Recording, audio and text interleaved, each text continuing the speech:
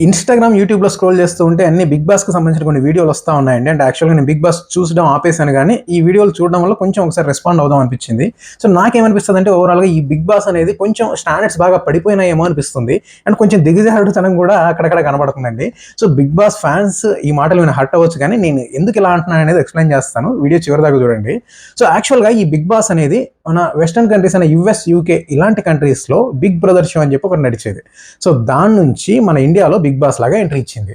So, అసలు ఈ 'big Brother show' అనేది ఎందుకు అంత ఫేమస్ అయింది అంటే, 'Big Brother show' that was all about social experiment అనమాట. అంటే ఎలా ఉంటదంటే, ఒక గ్రూప్ ఆఫ్ పీపుల్‌ని తీసుకొని ప్రపంచం నుంచి ఐసోలేట్ చేసి ఒక ప్లేస్‌లో పెట్టి, వాళ్ళ మధ్య ఇంటరాక్షన్స్ ఏంటి? ఎలా ఉన్నాయి? వాళ్ళు విన్ అవ్వడానికి ఏం చేస్తారు? అనేది అక్కడ బాగా చూపిస్తారండి. అంటే అందులో విన్ అవ్వడానికి కంటెస్టెంట్స్ వాళ్ళ మధ్యలో స్ట్రాటజిక్ అలయన్స్ ఫార్మ్ చేసుకుంటారు. సైకలాజికల్ గేమ్స్ ఆడతారు. కొంచెం మైండ్ గేమ్స్ ఉంటాయి. సో, ఇదంతా చూసే ప్రేక్షకులకు కూడా కొంచెం థాట్ ప్రొవోకింగ్‌గా అనిపిస్తది. సో, సంథింగ్ డిఫరెంట్‌గా మనం ఎక్స్‌పీరియన్స్ చేస్తామనే ఫీలింగ్ వాళ్ళకొస్తది. సో, అయితే మన ఇండియాకొచ్చేసరికి మన 'బిగ్ బాస్‌లో' ఏం జరుగుతుంది అంటే సోషల్ ఎక్స్‌పెరిమెంట్, థాట్ ప్రొవోకింగ్ ఇలాంటి పెద్ద పెద్ద మాటలనైతే ఇక్కడ వాడలేం గానీ, అసలు ఎలా చెప్పాలి అంటే ఎలా ఉంటదిక్కడ అసలు అవసరం లేకపోయినా గొడవలు పెట్టేసుకోవడము. స్పేస్ లేకపోయినా స్పేస్ తీసుకొని ఎక్స్‌పోజింగ్ చేసేయడము. వీధుల్లో గొడవ పడినట్టు గొడవ పడ్డము. మనం ఫ్యామిలీ మెంబర్స్‌తో కలిసి చూడలేని రొమాన్స్‌లు చేసుకోవడము. ఆ! సో, ఇదంతా ఎందుకండి అసలు ముందు క్యాండిడేట్ సెలక్షనే చూద్దాం. అసలు క్యాండిడేట్ సెలక్షన్ కూడా ఏమైనా స్టాండర్డ్స్ ఫాలో అవుతున్నారా?